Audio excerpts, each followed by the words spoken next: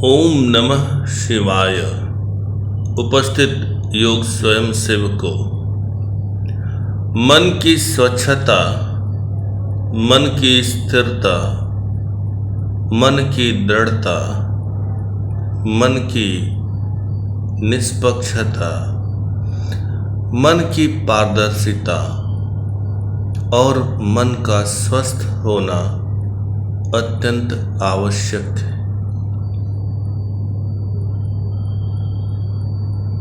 जीवन में भागो मत, थोड़ा रुको, कुछ देर बैठकर स्वयं के स्वर के प्रवाह को जानो, स्वयं के सत्य को जानो, शिव को जानो, शुभ को जानो,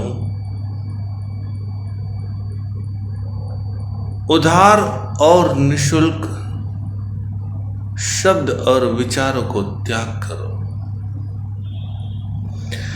यहां ऐसे भी लोग मिलेंगे जिनसे स्वयं का हृदय तो संभलता नहीं, जिनके स्वयं की जीवन की कोई दिशा नहीं, वे भी दूसरों के हृदय को संभालने और दूसरों के जीवन का मार्गदर्शन करने में व्यस्त है। ये बात ठीक ऐसी है, मुझसे अपना तो घर परिवार संभलता नहीं, लेकिन मैं दूसरों को संभालने का मार्गदर्शन करता हूँ और सेवा करने की नौटंकी करता हूँ। और ये सब भय के कारण, अज्ञानता के कारण, भय से बाहर आने का एकमात्र मूल आधार है सत्य को जानो और न्यायपूर्वक कर्म करो। जब तक मनुष्य सत्य को नहीं जानता, जब तक मनुष्य न्यायपूर्वक कर्म नहीं करता, तब तक उसका जीवन उलझन में ही चलता रहता है। आगे देवादिदेव महादेवी जी से कहते हैं, व्यवहारे खलो चाटे, द्वेष विद्या चके, कुपित स्वामी चौरार्दे, पूर्णस्था शिव भयर करा। पूर्ण स्वर प्रवाह में दुष्टों को दंड देना, ज्ञान देना, छल कपट करना और मूर्खों का सामना करना आदि कर्म करने के भयानक परिणाम मिलते हैं। प्रभु कहते हैं, दूरा ध्वनि शुभश्चंद्रो, निर्विघ्नो अभीष्ट सिद्धिद, प्रवेश कार्य हेतु च सूर्य नाड़ी प्रशस्यति। लंबी यात्रा करने के लिए चंद्र नाड़ीश्वर का प्रवाह लाभकारी होता है और वहीं बिना किसी बाधा के सफलता को निश्चित करता है। इसके अतिरिक्त ग्रह प्रवेश जैसे कर्मों के लिए सूर्य नाड़ी के प्रवाह का उद्गम अत्यंत लाभकारी होता है। आगे भगवान कहते हैं, हे देवी, अयोग्य योग्यता नाड्या, योग्य स्थाने पे योग्यता, कार्यानुबंधनो जीवो, यथा रुद्रास्तथा चरित। हे शिव भक्तों, स्वरों के प्रवाह की साधना से अयोग्य व्यक्ति भी योग्य बन सकता है। स्वरों के प्रवाह की साधना से मनुष्य अपने पूर्व जन्मों के कर्मों के परिणाम से भी मुक्त हो सकता है। इसीलिए हे मनुष्यों, स्वरों के प्रवाह के अनुसार कर्म करना चाहिए और यही दुख और रोग के निदान का मूल आधार हो सकता है। आगे भगवान कहते हैं, चंद्राचारे विभते सूर्यो बलिवशम नयेत सुषुम्नया भवेन मोक्ष एको देवस्थिता स्थिता। सक्रिय चंद्र स्वर विष मारक हो सकता है, अर्थात विष का भी प्रभाव समाप्त कर सकता है। वही सक्रिय सूर्य स्वर बलशाली से बलशाली व्यक्ति को भी आपके वश में ला सकता है। और सुषुम्ना नाड़ी का स्वर मोक्ष कार्य और शुभ कार्यों के लिए अत्यंत लाभकारी है। आगे भगवान कहते हैं, शुभान्याशुभ कार्याणि क्रियन्ते अहर्निशम यदा तदा कार्यानुरेधेन कार्य नाड़ी प्रचलनम। भगवान कहते हैं, दिन रात किए जाने वाले कर्मों की प्रकृति के अनुसार नाड़ी का प्रवाह होता है और चंद्र नाड़ी के प्रवाह के समय शुभ कार्य फलित होते हैं और सूर्य नाड़ी के प्रवाह के समय शक्ति कार्य अशुभ कार्य फलित होते हैं। आगे भगवान कहते हैं, स्थिर कर्मण्य अलंकारे दूरा त्वग मने तथा आश्रमे धर्म प्रसादाय वस्तुनाम संग्रह हपिच। भगवान कहते हैं, पूजा पाठ करना, तपस्या करना, इन सब के लिए और इसके अतिरिक्त ब्रह्मचर्य आश्रम, गृहस्थ आश्रम, वानप्रस्थ आश्रम और संन्यास आश्रम का भी ध्यान रखना चाहिए। साथ ही साथ अपने से पहले वाली पीढ़ी, वर्तमान की पीढ़ी और आने वाली भविष्य की पीढ़ी, इन तीनों का भी ध्यान रखना चाहिए। और सबसे महत्वपूर्ण, चित्त के सत, रज और तम गुणों की परिवर्तनशीलता का भी ध्यान रखना चाहिए।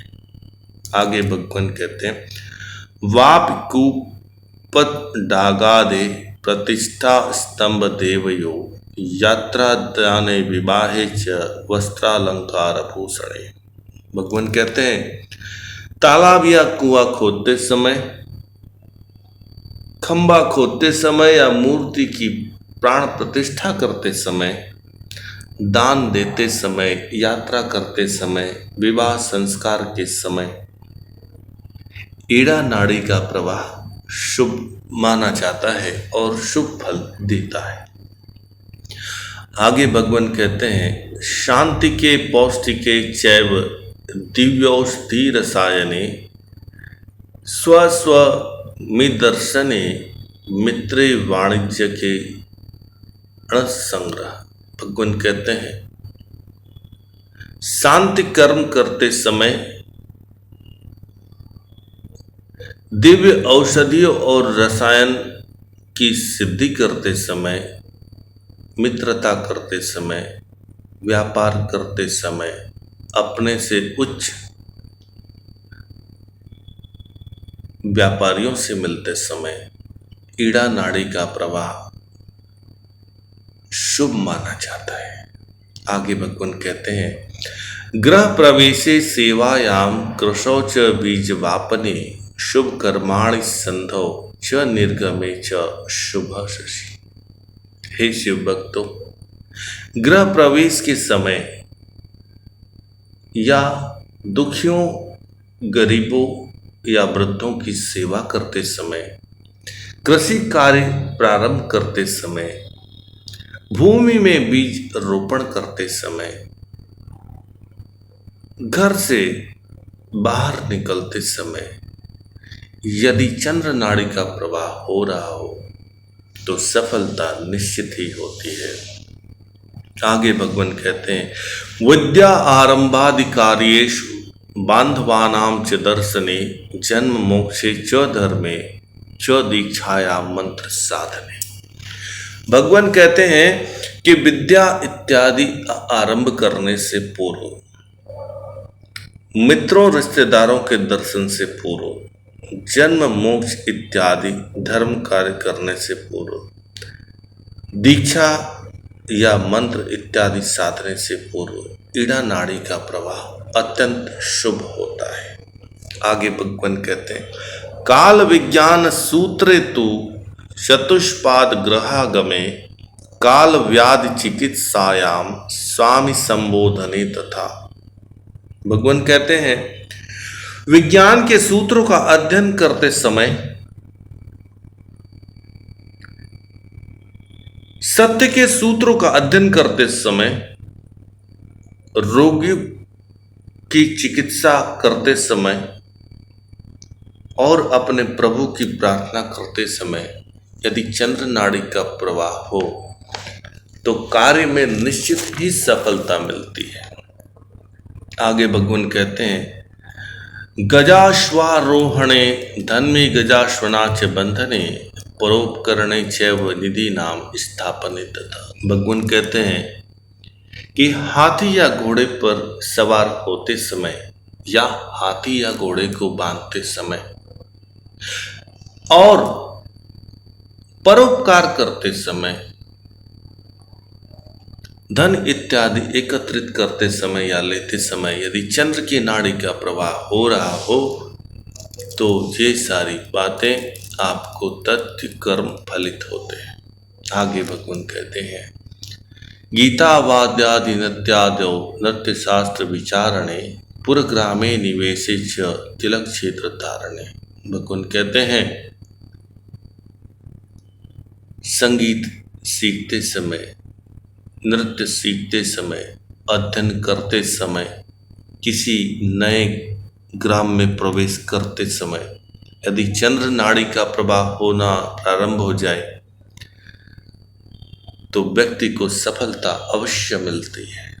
भगवान कहते हैं अत शोक विषादेश ज्वरिते मूर्छिते अपि वा स्वजन स्वामी संबंधे अन्नादेद्रु संग्रहे।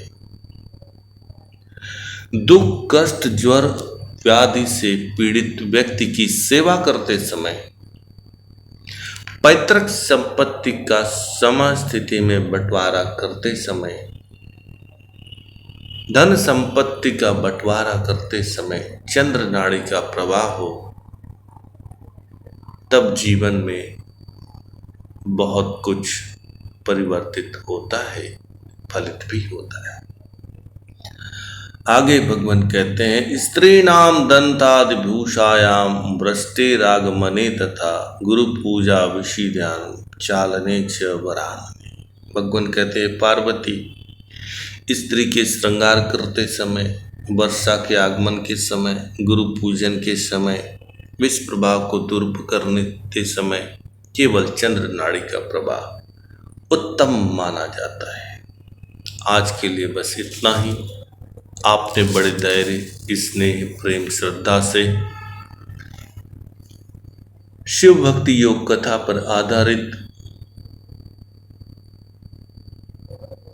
वक्तव्य सुना जो कि शिव स्वरोदय पर आधारित था।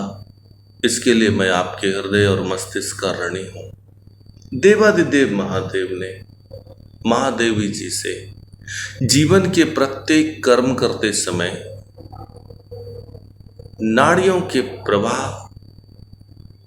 के विषय में जानकारी दी है। जो साधक भगवान द्वारा बताए गए मार्गों और मार्गदर्शनों का पालन करेगा वह अपने जीवन में सफल होगा। इसी मनोकामना के साथ आज के लिए इतना ही।